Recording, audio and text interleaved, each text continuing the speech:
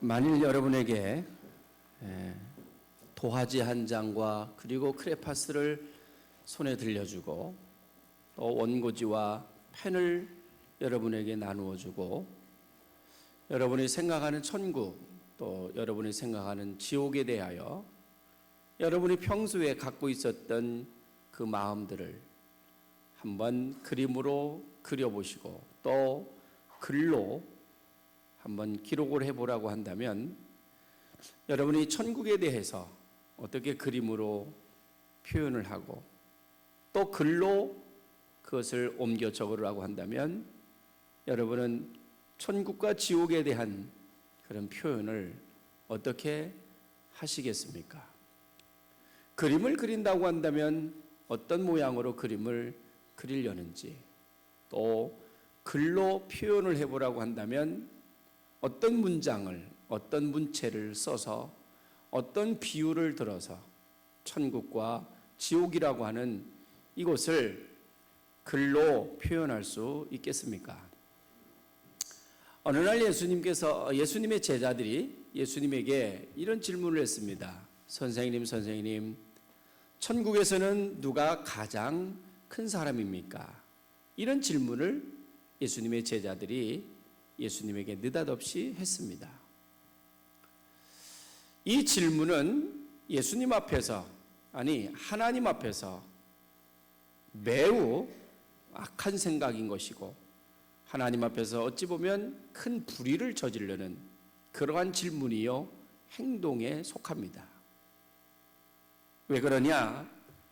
이 제자들이 예수님에게 천국에서는 누가 큰 사람입니까? 라고 하는 이 질문을 가만히 들여다보면 이 질문의 의도는 이 제자들은 천국과 지옥에 있어서 천국이라고 하는 하나님의 세계, 그 하나님의 영역을 세상 논리에서, 세상 주관에서, 세상 입장에서, 세상에서 존재하는 그 논리를 가지고 천국을 바라보고 천국을 생각하고 있는 것입니다.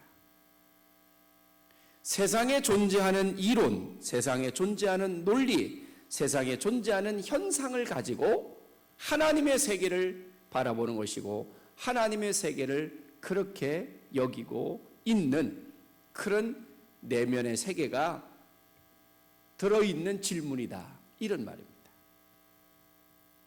요한계시록 21장 1절 이하의 말씀과 그리고 21절 이하의 말씀에 보게 되어지면 사도 요한이 환상을 통해서 본 하나님의 나라 천국과 지옥을 기록하고 있는데 그 천국에 대해서 사도 요한은 천국을 어떤 형상으로 어떤 현상으로 기록을 하고 그리고 표현을 하고 있는지 잘 알 수 있습니다.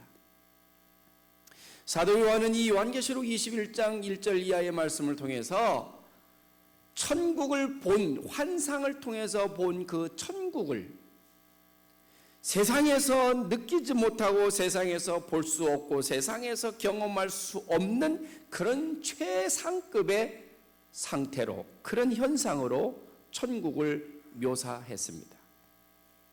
우리가 가지고 있는 경험, 우리가 알고 있는 그런 지식, 우리가 느끼고 표현할 수 있는 그런 표현력, 인간의 감정으로 나타낼 수 있는 그 최상급이 만일 100이라고 하는 숫자로 본다고 한다면 사도 요한은 자기가 환상을 통해서 본 그 천국에 대해서 120%, 150%그 이상의 표현력을 써서 천국을 요한계시록 21장에 기록해 주었습니다.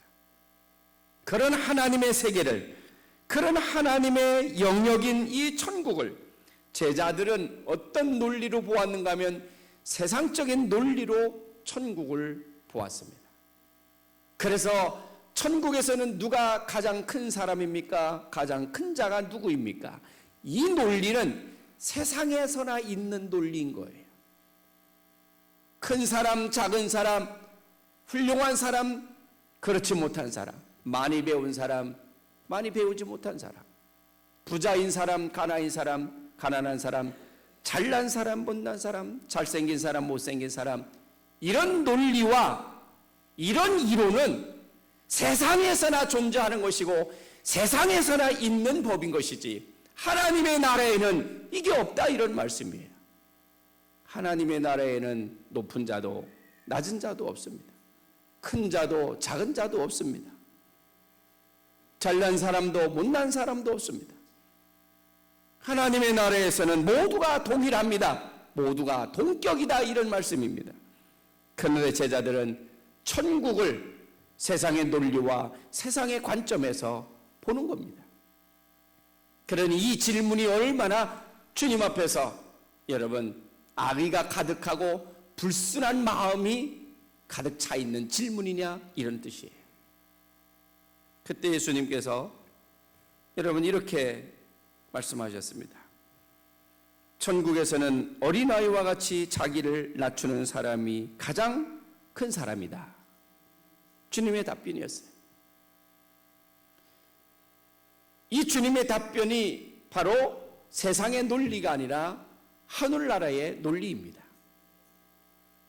우리는 간혹씩 교회에서 일을 하다가 이런 말을 할 때도 간혹씩 있어요. 교회는 참 이상해, 이해가 안 돼. 그 말을 왜 하는 줄 아십니까? 그런 생각이 왜 드는 줄 아십니까? 이 사람 마음속에, 이 사람 생각 속에는 아직도 세상에서나 존재하고 세상에서나 통하는 그러한 논리가 아직도 머릿속에 가득 차 있다는 거예요.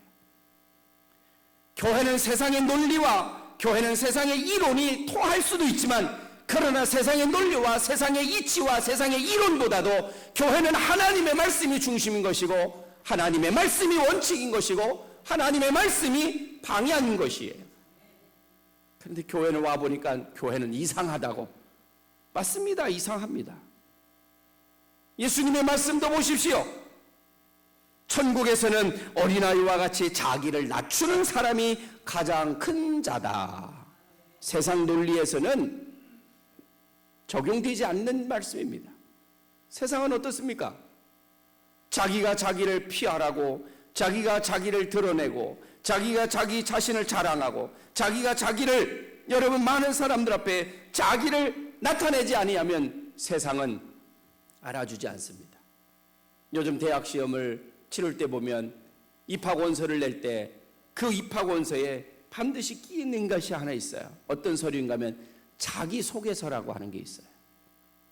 이거는 대학 입학시험에만 있는 것이 아니라 회사에 취직할 때도 입사원서를 낼 때도 거기에 자기소개서가 있습니다. 심지어는 요즘 교회에서 목사님을 청빙할 때도 담임 목사 자기소개서가 있어요. 어떤 교회는 사모님 소개까지 있습니다. 사모님이 목회합니까? 가족 소개를 일일이 다 하라는 거예요. 요즘 시대가 바로 자기 PR 시대입니다. 자기를 어떻게 드러내고 자기를 어떻게 표현하고 자기를 어떻게 알리느냐고 하는 거에 따라서 대학 시험에 가산점을 받을 수도 있고 가산점을 못 받을 수도 있고, 취직 시험에서 입사 면접에서 가산점을 받을 수도 있고 가산점을 받지 못할 수도 있습니다. 이게 세상의 원리고 이게 세상의 논리입니다. 그런데 주님은 이 세상의 논리와는 정반대되어지는 자기를 낮추는 사람이 천국에서 가장 큰 자이니라. 자기를 낮춰야 된다는 거예요. 자기를 드러내지 말아야 된다는 겁니다.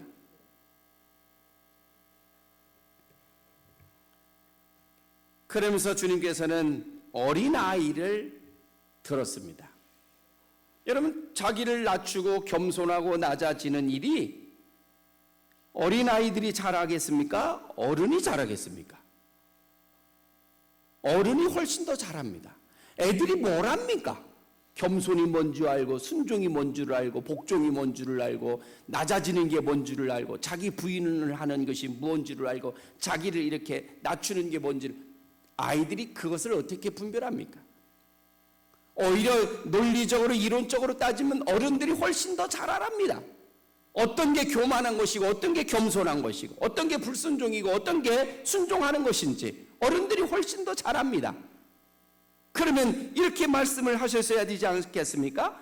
어른들 중에서 자기를 낮추는 자가 천국에서는 큰 자가 될 것이다. 이렇게 표현할 수도 있습니다. 그런데 주님은 이 말씀에서 어린아이와 같이 자기를 낮추는 자가 천국에서 가장 큰 자니라. 이유가 있어요. 어린아이여야 된다는 겁니다. 어린아이같이 낮추는 자여야 된다는 것입니다. 어린아이의 상징성이요, 어린아이의 특성이 있습니다. 어린아이는 어떤 상징이 있는가 하면 천진난만한 상징이 어린아이에게 있습니다. 어린아이에게는 여러분 욕심이 없는 상징이 있습니다. 어린아이에게는 불의가 없습니다. 어린아이들에게는 자기 과시욕이라고 하는 것이 없다, 그런 말씀입니다. 상징성이에요. 어린아이들이 왜 욕심이 없습니까?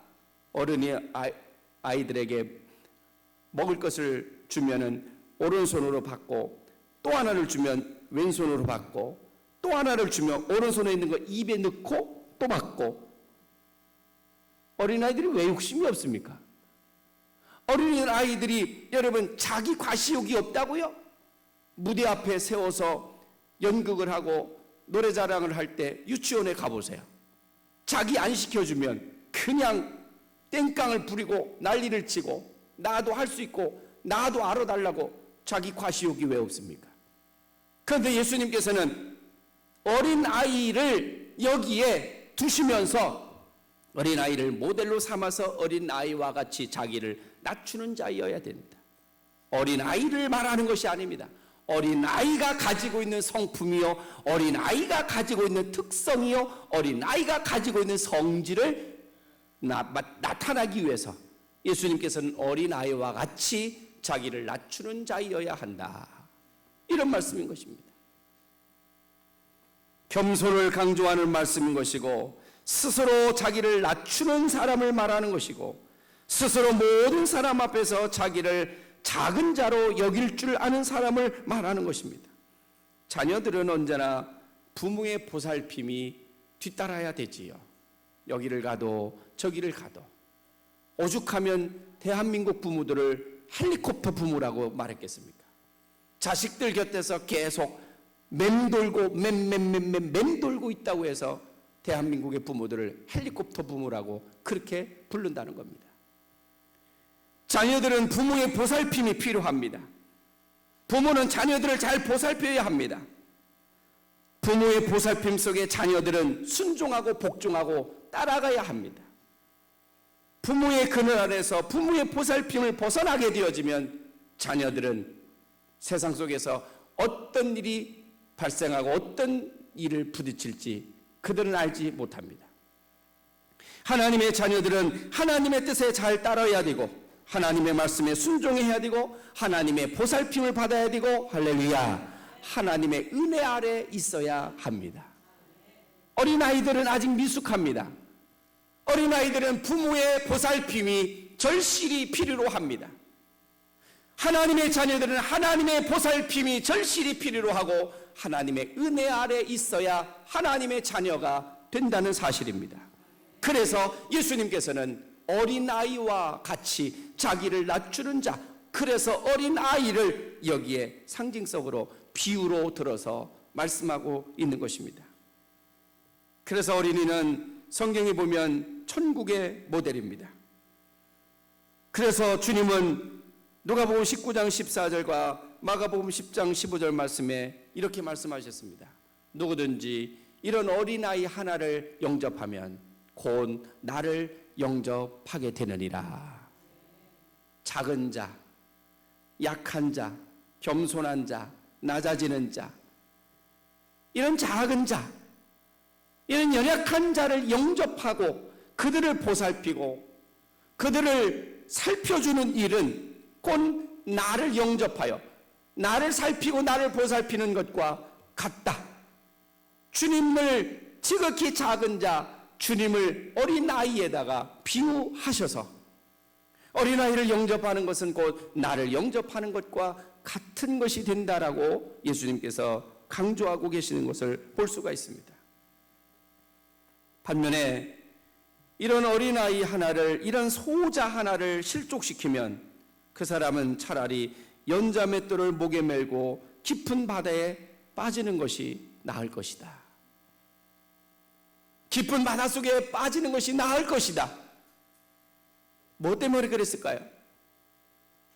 이렇게 연약하고 이렇게 나약하고 소자, 지극히 작은 자를 실족시키는 일은 너무너무나 큰 죄악이고 너무너무나 큰 악행에 해당한다는 것입니다. 사람을 실족시켜서 사람을 넘어뜨리게 하고 사람을 잡아뜨려서 사람을 죄에 빠뜨리고, 그래서 그 사람의 생명을 파멸시키고 그 사람의 영적 상태를 파멸당하게 만드는 것은 하나님 앞에서 용서받지 못한 죄에 해당한다는 것이.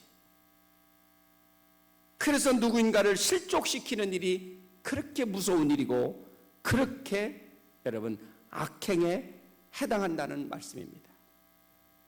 여기 실족시킨다는 말, 이 실족이라는 말이 이런 뜻입니다. 걸려 넘어지게 한다, 죄에 빠뜨린다, 생명을 파멸시킨다, 영적 파산 상태에 이르게 한다, 이런 뜻을 가지고 있는 단어가 실족이라는 단어입니다.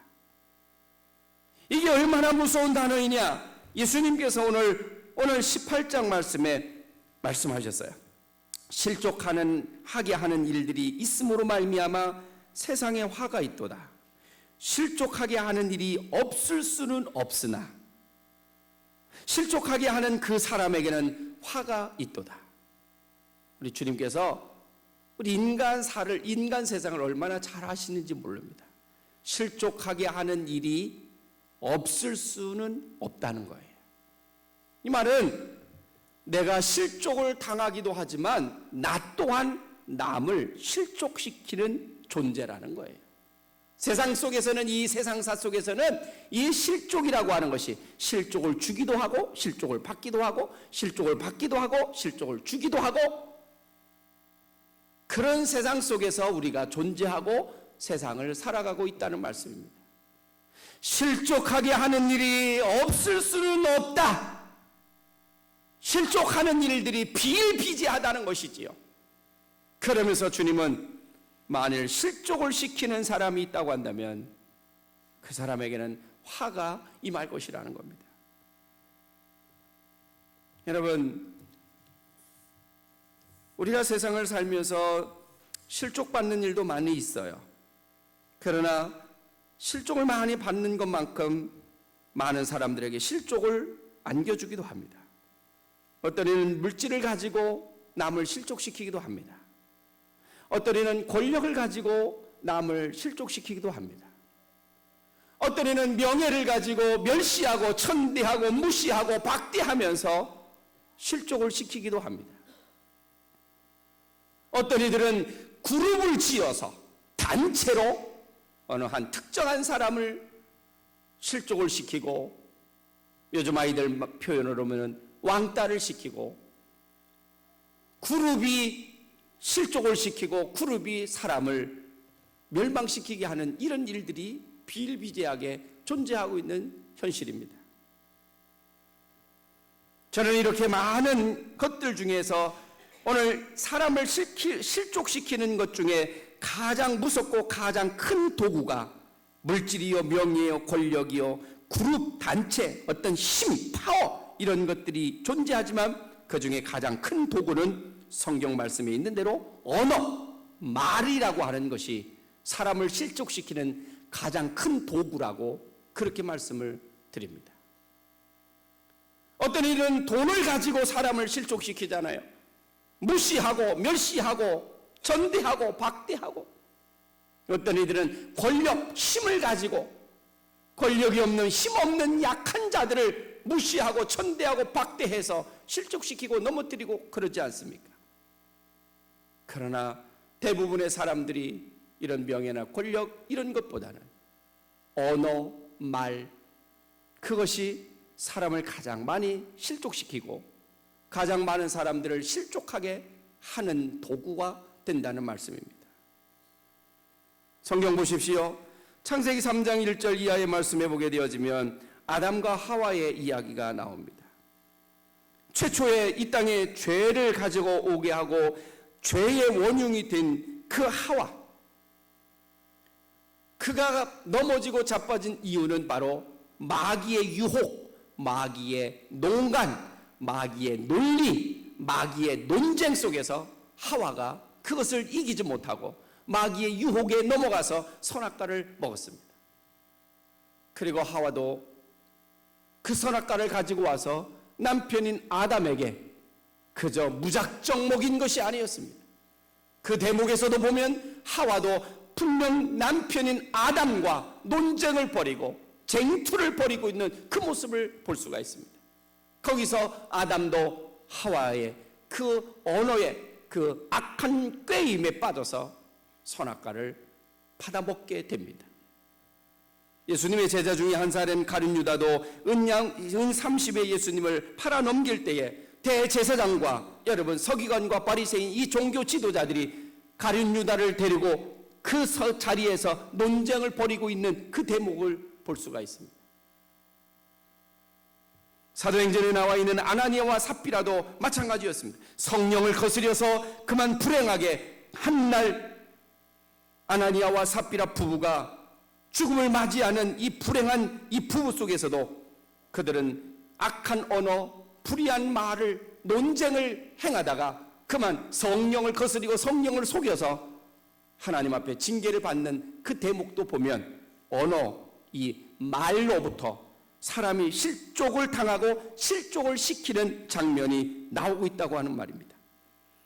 그래서 사도 바울은 디모데후서 2장 17절 이하의 말씀에 이렇게 언어, 말을 통해서 실족시키는 이것을 뭐라고 이야기했는가 하면 악한 말이다 그렇게 말했어요. 이 악한 말은 어떤 것과 같으냐? 악성 종양과 같은 것이 악한 말이다. 사도 바울이 그래 말했습니다. 여러분 사람이 사람의 몸에 종양, 암이 생겼다고 건강진단에서 진단을 받으면 여러분 천하무적인 사람들도 심장이 덜커덕 내려앉는다는 거예요. 많은 암병, 많은 암 환자들이 치료가 되고 의학이 발달이 되어져서 건강을 회복하는 그런 단계에 접어들었지만 아직도 치료를 받는 사람보다는 치료를 받지 못하는 사람이 더 많은 그런 상황 속에 있는 것이 이 암이라고 하는 병이잖아요.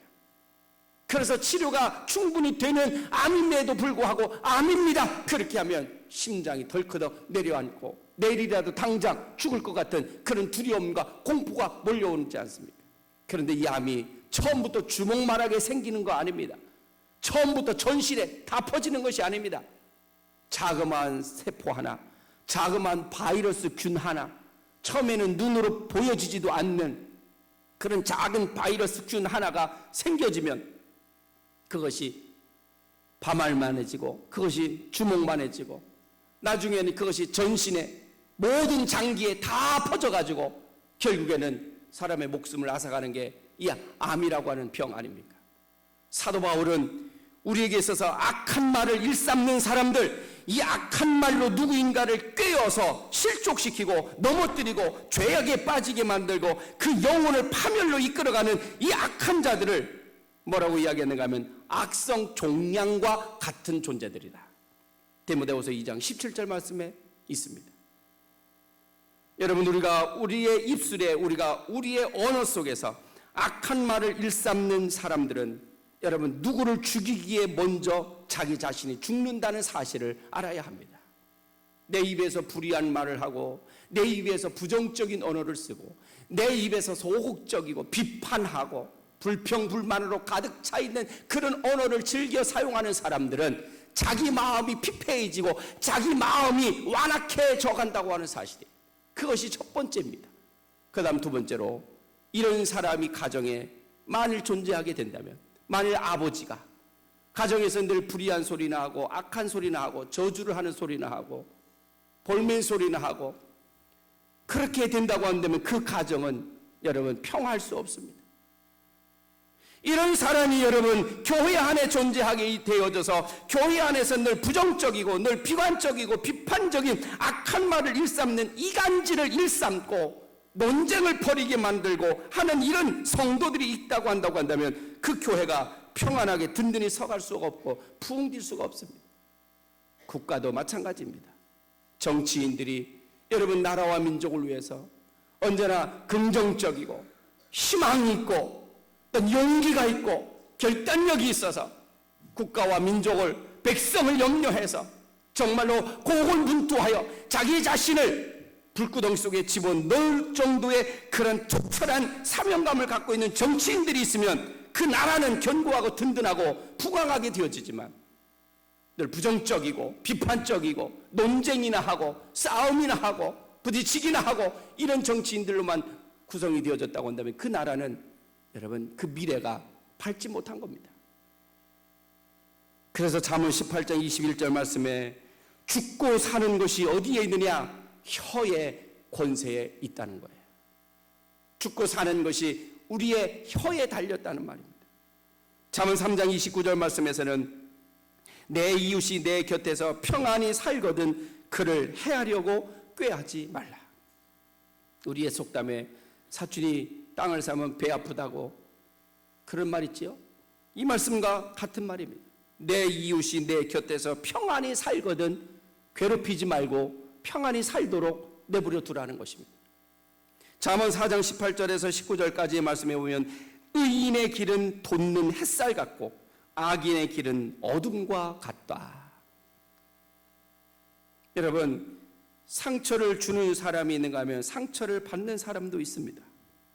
우리는 모두가 여기에 대상자입니다. 상처를 받는 것만 아니라 상처를 주고 있기도 하다는 사실을 우리 모두가 알아야 합니다. 나는 언제나 상처를 받는다고, 나는 언제나 피해를 받는다고, 나는 언제나 불이익을 받는다고 여러분 착각하지 마십시오.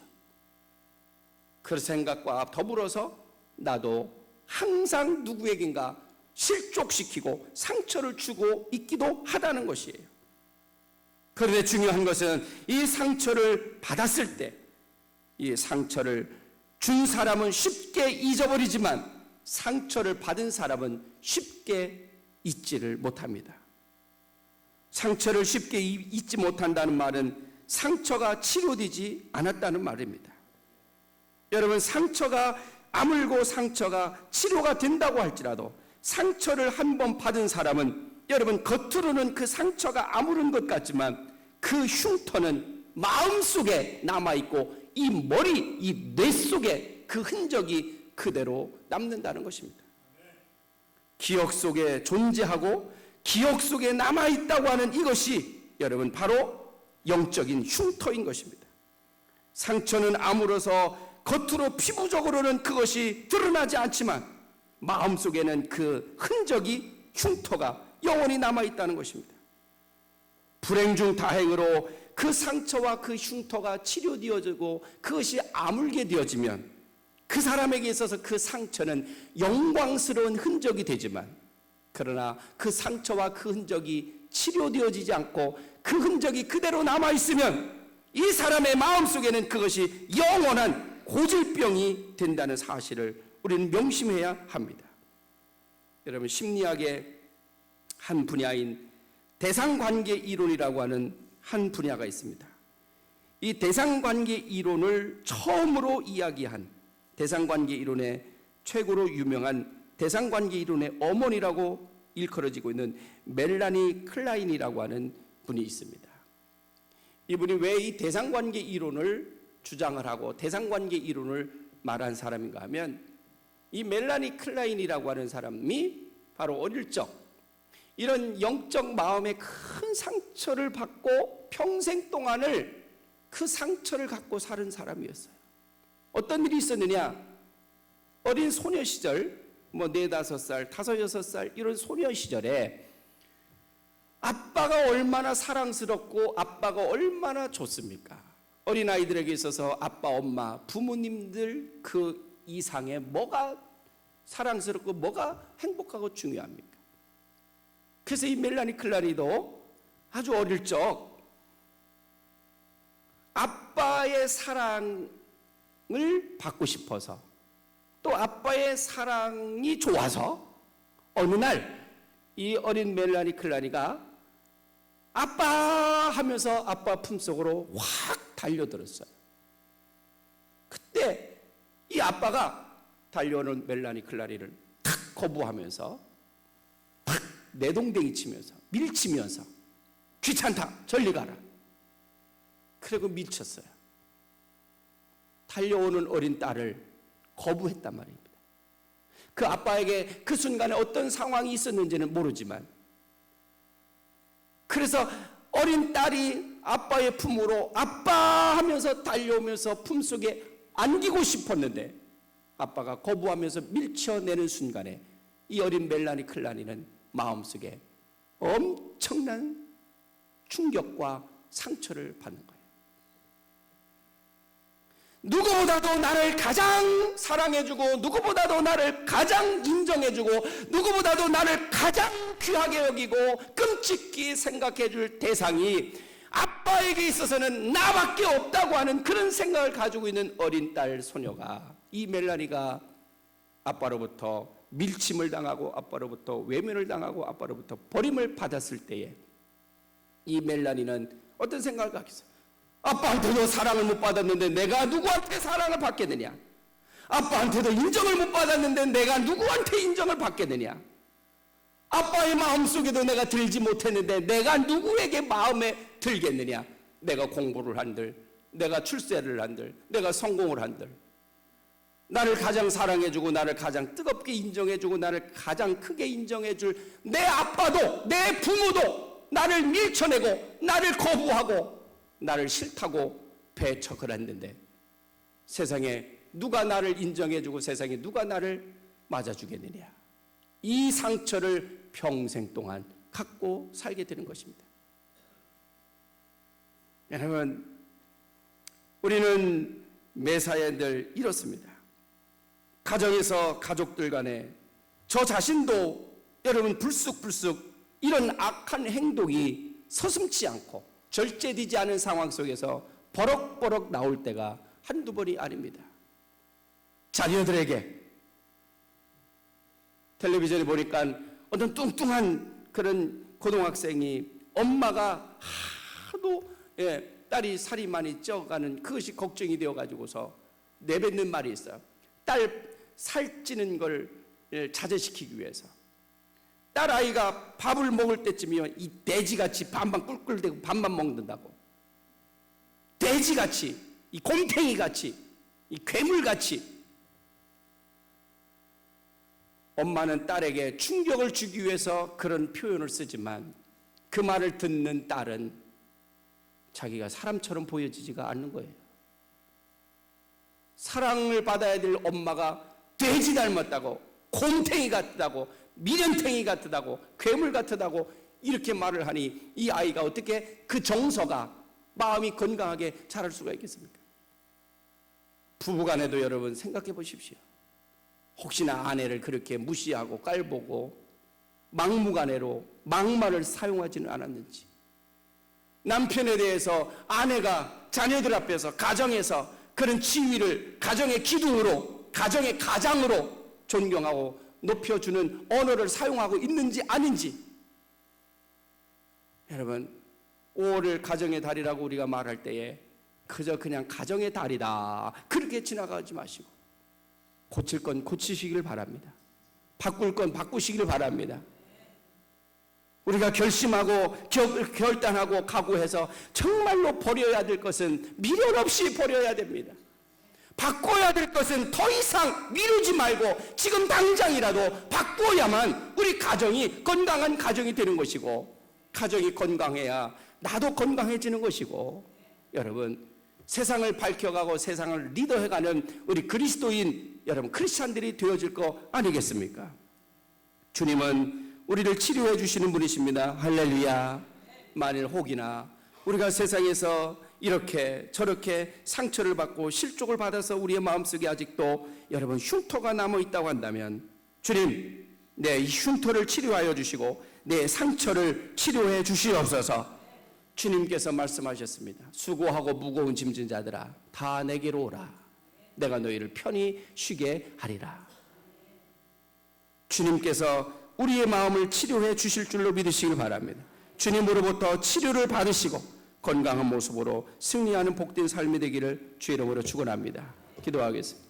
하나님 아버지, 우리는 아직도 연약하고 우리는 아직도 나약합니다.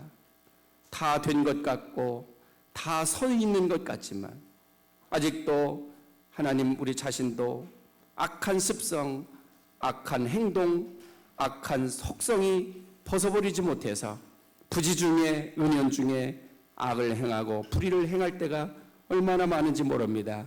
특별히 하나님 누구인가를 실족시켜 넘어뜨린 적이 있다고 한다면 주님 용서하여 주시옵시고 주님 그들을 치료하여 주시고 회복시켜 주시옵소서.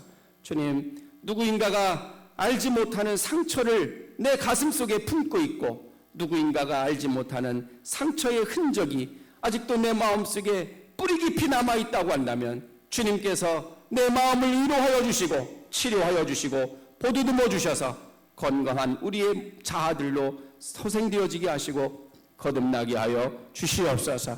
하나님 앞에서나 사람 앞에서나 세상 앞에서 건강한 모습으로 살아가기를 원합니다. 사랑하는 자여, 내 영혼이 잘됨 같이 내가 범사에 잘되고 강건하리를 원한다고 했습니다. 우리의 마음이 건강해지게 하시고 우리의 영혼이 건강해지게 하여 주시옵소서. 사람들로부터 세상으로부터 받은 상처고 흉터이지만 주님께서는 이 모든 것을 치료하여 주시고 회복시켜 주실 수 있사오니 주님 우리에게 이 회복의 은혜를 내리어 주시옵소서. 예수님의 이름으로 간절히 기도 올리옵나이다. 아멘. 538장